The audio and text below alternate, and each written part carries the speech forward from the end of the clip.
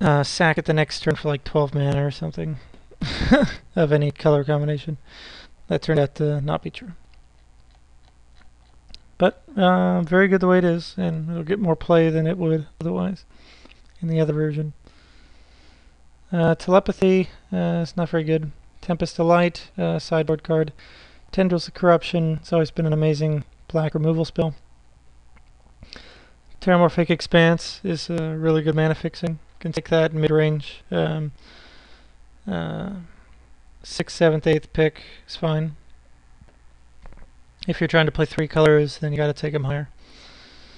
Time Warp is a new mythic rare. It's a reprint from Tempest. 3 and 2 blue, sorcery, target player takes another turn.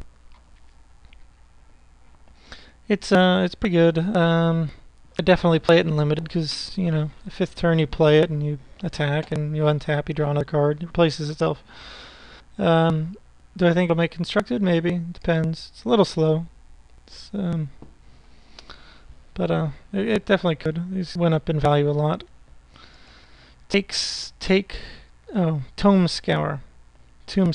1 blue sorcery, target player puts top 5 cards of their library to their graveyard. It's an interesting card. Could have a variety of applications. Fill up your own graveyard, or it almost gives you Threshold by itself, or you know, just a kind of a burn spell for a mill deck. Traumatized got reprinted. Generally not going to be that good in limited games, but you know, if all your games have been going super long and you have a stall deck, yeah, you could play it. Trumpet Blast is pretty good. 2 in a red, attacking creatures get +2/+0. I would take that relatively highly. It's a reprint. Twin Cast got reprinted. Good with Time Warp. Undead Slayer is an interesting uncommon. It's 3 for a 2/2. Human Cleric, 1 white. Tap, exile target skeleton, vampire, or zombie. And once again, exile is removed from game. Otherwise, though, it's just 3 for a 2/2. So it's really a sideboard card against black, and you know, I might play it in the main deck, but if I was short on playables, but yeah. But they'll probably be able to kill it anyway if they're playing black, so it's not that good. Anyway, it's reasonably good. Underworld Dreams got reprinted. It's always a cool card. Unholy Strength is okay, not real good. Unsummon, 1 blue. It's always been really good in this format. Because of things like all the creature enchants like Unholy Strength. Vampire Aristocrat is a lot like Nantuko Husk. It's a new card. 2 and a black for a 2/2 Vampire Rogue. Sack a creature. He gets +2/+2 until end of turn. So it's kind of cool that he is the vampire creature type. And Husk has always been pretty good. Vampire Nocturnus is a new mythic rare. Colorless and 3 black, so you're probably going to play him in mono black. He's a 3/3. You play with the top card of your library revealed. As long as the top card of your library is black, he and other vampire creatures you control get +2/+1 and have flying.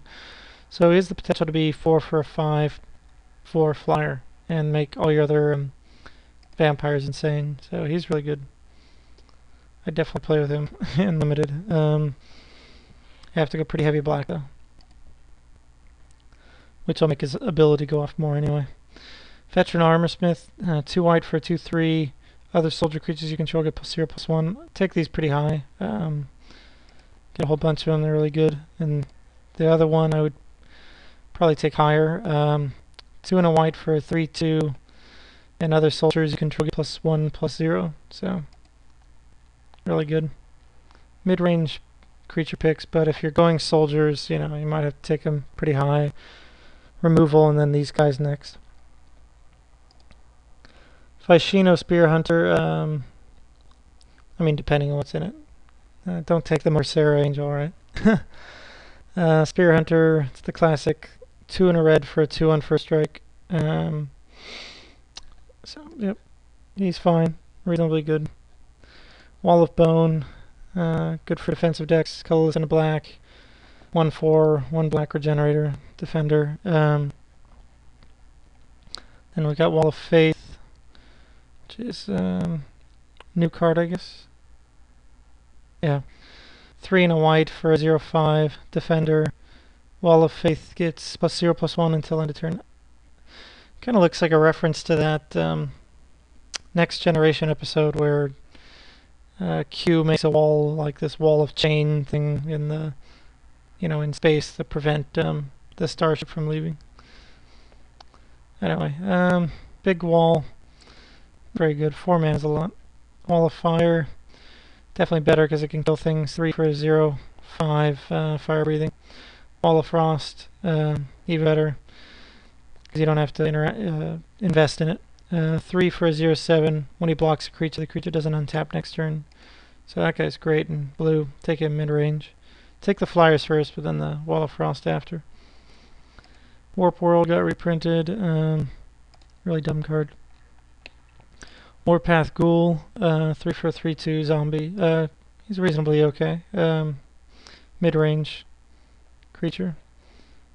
Weakness, 1 black for -2/-1 to a creature. It's fine. It kills 1 toughness guys and makes other guys pretty bad. So that's kind of a low-end pick, though. Moderate to low-end. Whisper Silk Cloak, 3 as a reprint. It's always been okay as like one of the last cards in your deck, or if you really need to get through, you could take it. Mid-range pick. White Knight got reprinted. He's always been obviously really good. Wind Drake, 3 for a 2 flyer. Always good. Windstorm is new. It's an uncommon. A green and X instant deals X damage to each creature with flying. So this is an upgrade from Hurricane, which was a sorcery. Which makes sense because Earthquake is sorcery for 1 red and X, and most creatures don't have flying. So, this card should have an advantage, and now it does. So that's really good. And this one doesn't deal damage to players, which is interesting. But it's a sideboard card, because if they don't have flyers, then it's horrible. So I probably wouldn't play it main deck. Worm's Tooth, life gain. Zathrid Demon is an upgrade of Lord of the Pit, which really needed an upgrade. So this guy's 3 and triple black for a 7/7 flying trample. Okay, so above the curve as far as that goes. But he also says at the beginning of your upkeep you have to sack a creature other than him, and then each opponent loses life equal to the sacrificed creature's power. So he's much better than Lord of the Pit was. If you can't sacrifice a creature, though, you have to tap him and you lose 7 life. So he's risky. But if you have a lot of creatures in your deck and everything, he's pretty good. You can also play him with the Autocrat, so you can sacrifice him if you need to. Right? So you can just husk him away. But I'd take him pretty high. Probably over just about anything. Constructed worthy? No. Alright, Yawning Fissure is a yawn. Ha ha ha ha. 5 for each opponent sacks a land. So I think this is a joke by Wizards. They're saying, yeah, don't look forward to land destruction being good again anytime soon, because you know what? People don't like playing against it, and that makes people not want to play Magic, which hurts their sales. So, just why creatures are better now, because people like playing creatures and don't mind getting killed by big creatures near as much as they mind getting killed by counterspells and land destruction. To a lesser extent, discard. Zephyr Sprite, 1 blue for a 1/1 flying fairy. Is reprint, right? No, not a reprint. Okay, guy's fine. Low end of your picks, though. I wouldn't take him very highly. I don't usually like 1 for 1/1 flyer, but if I'm short on playables, I'll play him. Zombie Goliath is 4 and a black for a 4/3. Not great, but he's not horrible. You can play him the low end of your curve, and I believe that's it.